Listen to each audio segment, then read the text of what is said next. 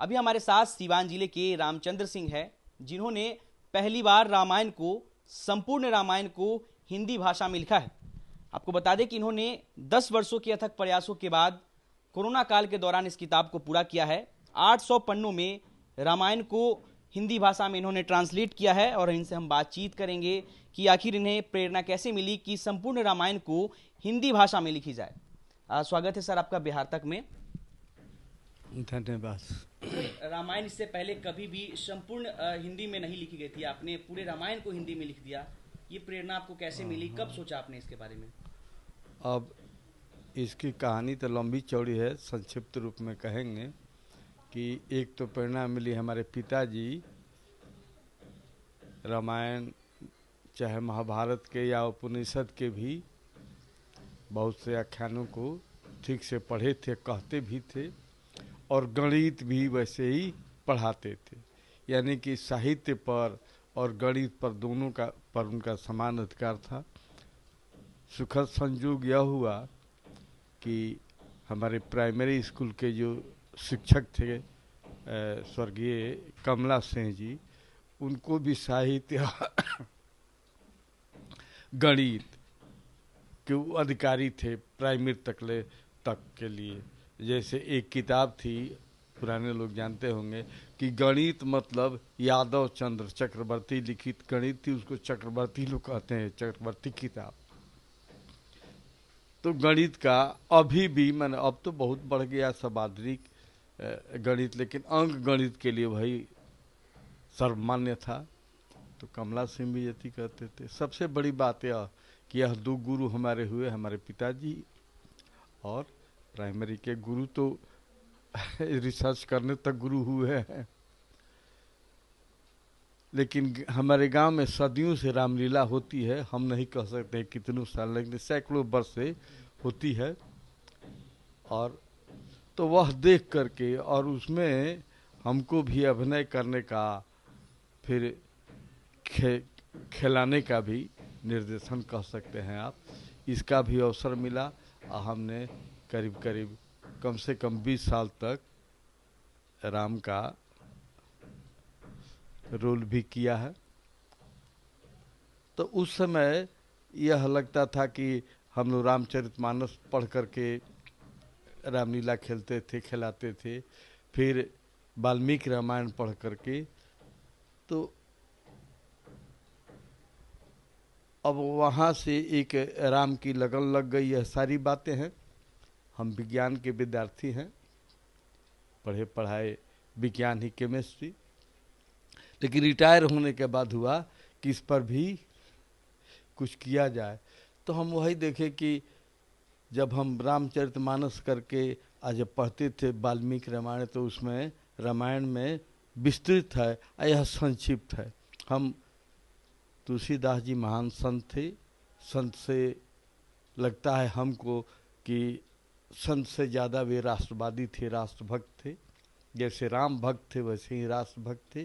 तो उस समय नीड ऑफ द आवर था, समय की पुकार थी कि उन्होंने संक्षिप्त रूप में ही और अपने विचारों को रख करके उन्होंने काम किया और मल्टी डायमेंशनल उनका काम था। इसलिए हम उनसे तो भारत उऋण नहीं हो सकता है, हम क्या,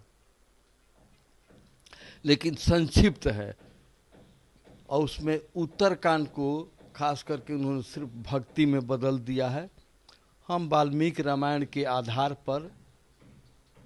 पर सिर्फ उसका ट्रांसलेशन तो करना कठिन है और बहुत वॉल्यूमनस हो जाता है। यही 850 पेज की है, इसी को बहुत लोग कहते हैं कि वॉल्यूमनस है। लेकिन हमने उसके आधार पर और इतिहास के, वाल्मीकि रामायण ही तो इतिहास है, राम कथा का इतिहास तो वही है।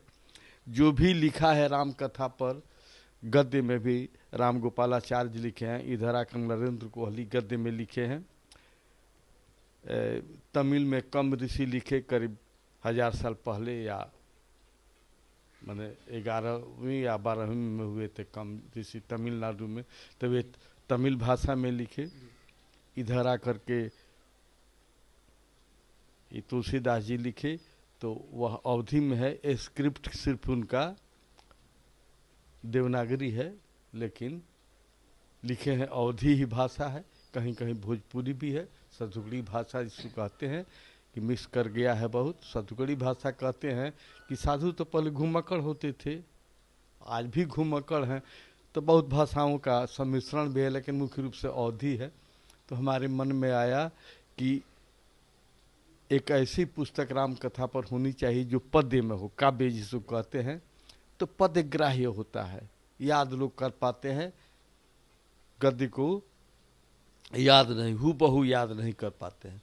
तो यह बात, और दूसरी बात कि वाल्मीकि रामायण तो संस्कृत में है, तो उसको सब लोग पढ़ नहीं पाते हैं, तो सुगम में तो हमने कहा कि ऐसा हो कि कविता हो, उसमें प्रवाह भी हो, संदेश तो हो ही, संदेश हो, प्रवाह हो, लय हो, छंद हो, तो यह सब करके जो कम से कम 5 जो गुण हैं कविता की कि वह रहना चाहिए, उसको ले करके, और भाषा एकदम सरल कि इसमें भाष्य की जरूरत नहीं पड़ेगी।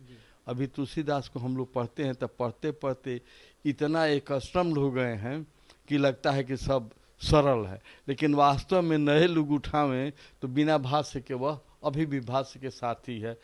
इतना यह जो है तो भाष्य के साथ इतना मोटा है उनका, तो भाष्य की जरूरत उसमें भी पड़ती है। लेकिन हिंदी में या सरल भाषा कर दे तो इसमें कोई भी पढ़े, जैसे अगर आप कहेंगे तो हम पढ़ करके सुनाएंगे, उसमें भाष्य की जरूरत इसमें है ही नहीं।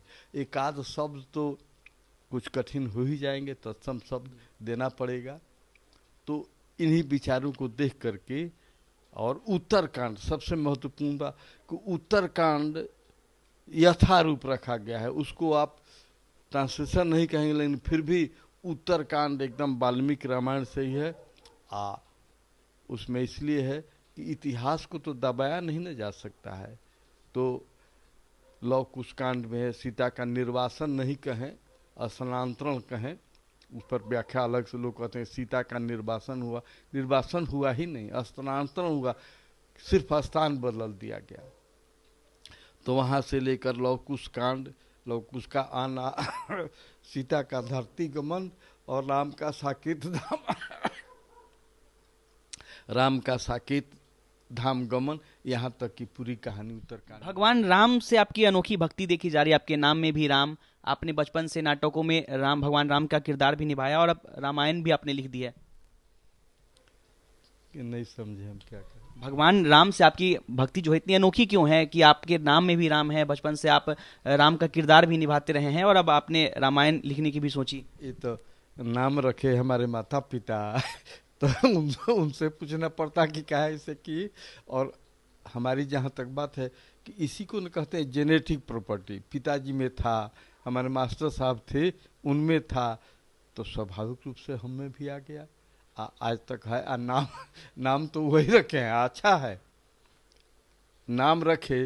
तो अब ये गप सप होता तो बतलाते कि नाम का, हमारी माँ मरी, माँ भी तो सबकी माँ अनोखी होती है, लेकिन हमारी माँ उससे भी अनोखी थी। मरते समय यही नाम जपते हुए मरी। आरएसएस के प्रमुख मोहन भागवत ने इस किताब का लोकार्पण किया, उन्होंने इस किताब को लेकर आपसे कुछ कहा? और मैंने अब तो अध्ययन करेंगे, नहीं देखे उलट पर करके बहुत अच्छा यही कहे। तो अभी हमारे साथ रामचंद्र सिंह थे, जिन्होंने हिंदी भाषा में ये श्री रामचंद्रायन किताब जो है वो पहली बार रामायण को हिंदी में कन्वर्ट किया है, और इस किताब का लोकार्पण आरएसएस के प्रमुख मोहन भागवत ने किया था। फिलहाल के लिए इतना ही, बने रहिए हमारे साथ। अनिकेत कुमार, बिहार तक, पटना।